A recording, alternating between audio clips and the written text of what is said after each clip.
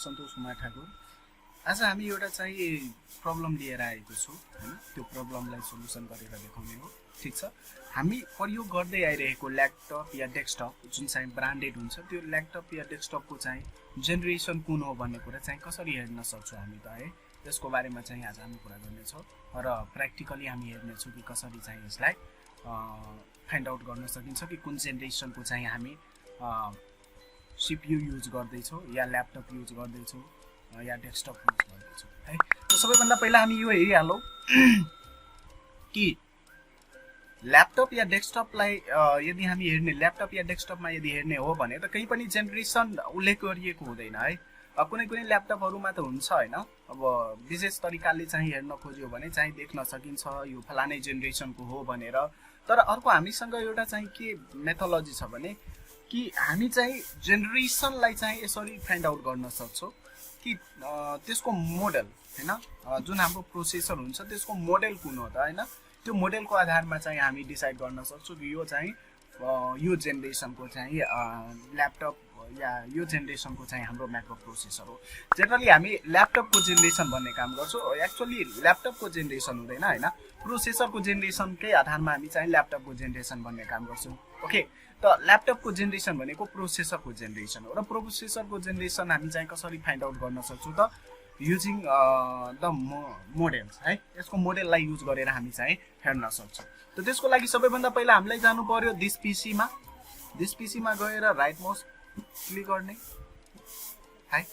त्यसपछि एउटा चाहिँ सेटिङको डायलग बक्स खुलेर आउँछ, प्रपर्टिज डायलग बक्स खुलेर आउँछ र यही हामी हेर्न सक्छौँ प्रोसेसर भनेर है। पहिला हाम्रो डिभाइसको नेम छ हैन, डिभाइस नेम छ, त्यसपछि प्रोसेसर छ।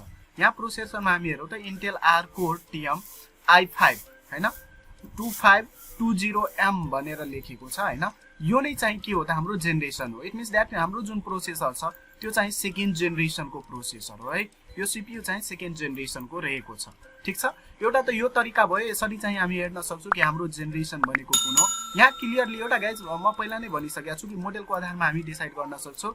मोडेलको आधारमा हामी पत्ता लगाउने काम गर्छौँ कि हाम्रो प्रोसेसरको जेनेरेसन चाहिँ कुन हो। ठीक छ। यसलाई हामी चाहिँ उल्लेख रूपमा चाहिँ देख्दैनौँ हैन। मोडेलको आधारमा हामी डिसाइड गर्न सक्छौँ कि हाम्रो जेनेरेसन चाहिँ हाम्रो प्रोसेसरको जेनेरेसन चाहिँ कुन हो। ठीक छ। एउटा त यो वे भयो। अर्को वे हाम्रो छ राइट माउस क्लिक गर्ने, ओके, म्यानेजमा जाने र यही छ डिभाइस म्यानेजमेन्ट है। एकैछिन हामी वेट गरिहालौँ यसको चाहिँ।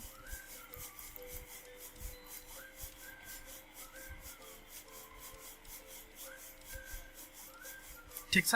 यही छ हाम्रो डिभाइस म्यानेजमेन्ट। डिभाइस म्यानेजमेन्टमा जाने, डिभाइस म्यानेजमेन्टमा गइसकेपछि डिफ्रेन्ट हार्डवेयरको ड्राइभरहरू देखिन्छ हैन। यसबाट हामी चुज गर्ने हो प्रोसेसर भनेर। यसमा प्रोसेसर होला। ठीक छ। यहाँ छ हाम्रो प्रोसेसर हैन। प्रोसेसरको चाहिँ यहाँ ड्राइभर छ। यसबाट हामी चाहिँ हेर्न सक्छौँ यहाँ पनि हाम्रो के हुन्छ त जेनेरेसन हुन्छ है। जेनेरेसन मोडेलको आधारमा यहाँबाट पनि हामी जेनेरेसनलाई हेर्न सक्छौँ। ठीक छ। त यो दुईवटा वे थियो जसबाट हामी चाहिँ हाम्रो माइक्रो प्रोसेसरको जेनेरेसन कुन हो चाहिँ हेर्न सक्छौँ है। यदि मेरो भिडियो तपाईहरुलाई राम्रो लागिरहेको छ भने लाइक, सब्स्क्राइब र शेयर गर्न नभुल्नुहोला। Thanks for listening. Thanks for watching.